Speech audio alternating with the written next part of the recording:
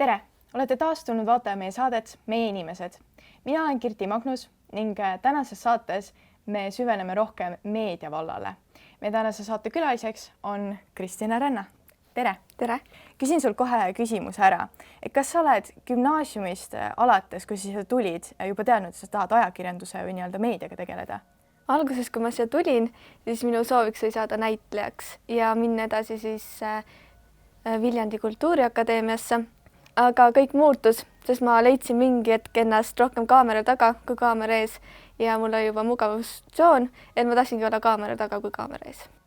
Kas sa oled sellise 3-aastase nii-öelda teekonnaga kuidagi muutunud isiksuselt või? Ma arvan, et natuke enesekindlamaks. Saan pingelistes olukordades natuke paremini hakkama ja ma arvan, et proovin näha positiivset negatiivses. No me teame seda, et kooli eesmärk tegelikult on nii-öelda aidata õpilast nii palju, et ta teaks ja nii-öelda süveneda seda, mis ta tahab tulevikus edasi teha. Et kas meie gümnaasium on sind aidanud selle poolest, et sa tead nüüd, kuhu sa edasi lähed pärast seda?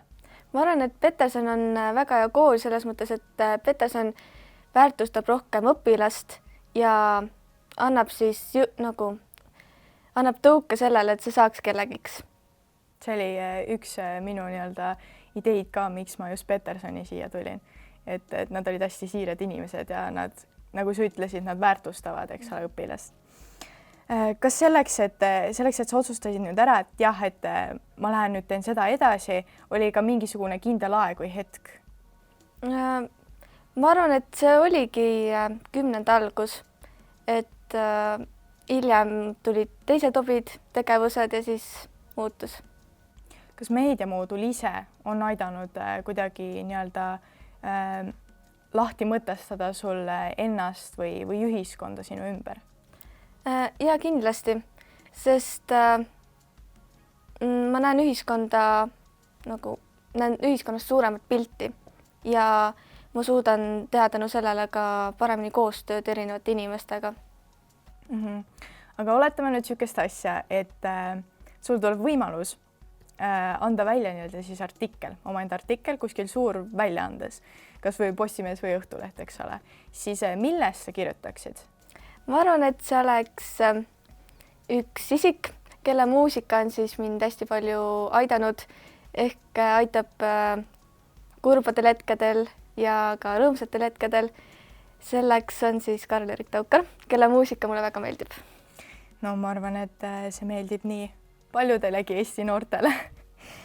Mida sa igatseksid endast maha jätta inimestele, et kui nad sind näevad, siis nad saavad kohe aru, et see oli see, et tema nii-öelda midagi, mis teisi võiks motiveerida? Ma arvan, et see, et ma proovin jääda iseendaks pigem, et ma ei taha, et mingi amet muudaks mind teiseks inimeseks.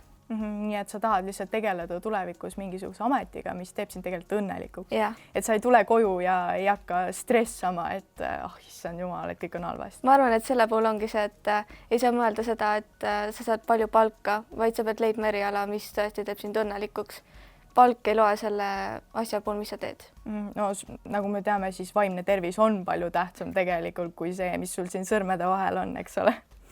Kuidas sa kujutaksid ette juunikuud 5 aasta pärast? Võib-olla mind on siis näha kuskil väljaandes midagi kirjutamas juba või siis kuskil saates. Ma väga loodan, et me näeme sind ja ma olen üsna kindel, et näeme. Aga millised isiksuse jooned nii-öelda mina kui intervjueerija ja täiesti uus sellel alal hetkel, et millised isiksuse jooned peaksid tal olema? Enesekindel, hea pingetaluvusega ja peab olema positiivne. Ja sa arvad, et sul on kõik need olemas? Ma arvan, et kõik annab lihvida, et kõik ei saa olla alati täiuslik. Aga meediamoodul on sind, ma arvan, kindlasti aidanud tegelikult just sellega, et su nii-öelda isiksus välja kujuneks ja et sa oleksidki selle tugeva pinge taluvusega ja kõik on niisugune enesekindel. Ma arvan, et pigem on kõige suuremaks toeks mulle meediatiim, kes alati toetab mind ja julgustab mind uusi asju proovima ja ollagi see, kes ma tahan olla. seda kindlasti, sellepärast ma ka siin täna istun, eks ole.